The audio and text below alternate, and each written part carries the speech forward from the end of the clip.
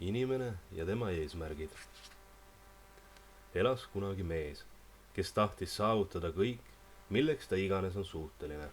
Süües, magades, igapäevaelu elades oli ta haaratud vaid ühest unistusest: saavutada kõik, milleks ta on võimeline. Tema ees oli lahti nii palju võimalusi, et neid oli raske kokku arvata. Mees tundis, et tasub vaid tõeliselt tahta ja kogu maailm kuulub talle. Ta teadis kindlalt, et tema potentsiaal on piiritu. Et ta võib saavutada võimu, mis varjutab iidsete valitsejate vägevuse.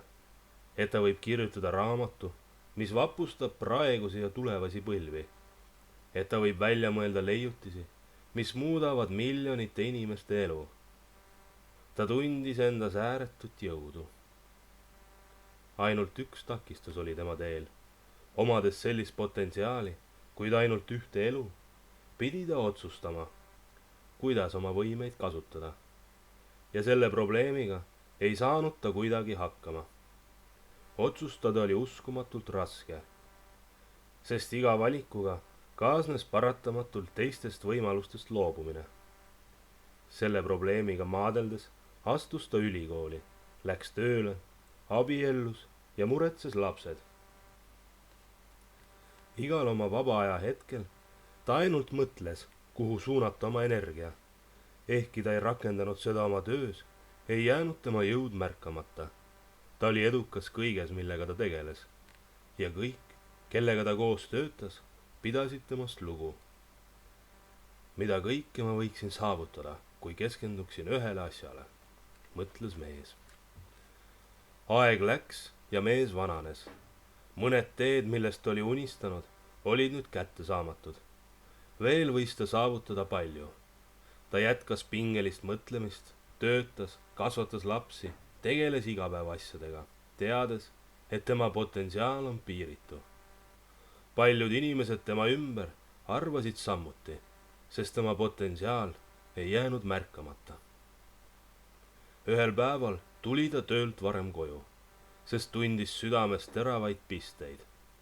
Vaevu jalgu lohistades läks ta vannituppa ja vaatas peeglisse. Peeglist vaatas talle vastu hallipäine vanamees. Ehkki tema silmad olid punased ja väsinud, säras neis ikka veel kasutamata potentsiaal. Ta vaatas oma silmi ja ootamatult taipas ta lihtsat tõde. Samal hetkel lõi valu taas südamesse ja süda seiskus. Kõik nutsid härdasti, isegi need, kes olid temaga vaevult tuttavad. Kaotuse valu oli seda suurem, et kõik teadsid, milline tohutu potentsiaal suri koos temaga. Tõsi, ta ei suutnud kuidagi otsustada, aga oleks ta valinud ühe valdkonna, oleks ta saavutanud seal kõik. Tema elust võinuks kujuneda tulevasi põlvi innustav särav monument. Inimesed nutsid ja kurvastasid. Nad ei teadnud, mida mees hetk enne surma oli taibanud. Tal oli avanenud väga lihtne tõde. Inimesed valetavad endile arvates, et nad pole saavutanud teatud eesmärke sellepärast, et neid segasid mingid asjaolud. See on illusioon. Igal eluhetkel, kui oled terve ja saatus pole sind paisanud sõja, kuritegevuse või loodusjõudude meelevalda, saavutad alati ainult seda, milleks sa suuteline oled. Selle eesmärgi saavutamiseks, milleni sa ei jõudnud, jäi sul lihtsalt miski puudu. Annet, oskust, tahtejõudu, prioriteeditunnetust või midagi muud. Meeldib see sulle või mitte, mõistad sa seda või ei, aga see miski sul lihtsalt puudub. Sa kujutled, et oled võimeline enamaks ja lihtsalt mingid takistused segasid sind kõrgustesse tõusmast. Kuid see, mida sa ei saavuta, on tegelikult see, milleks sa polegi suuteline.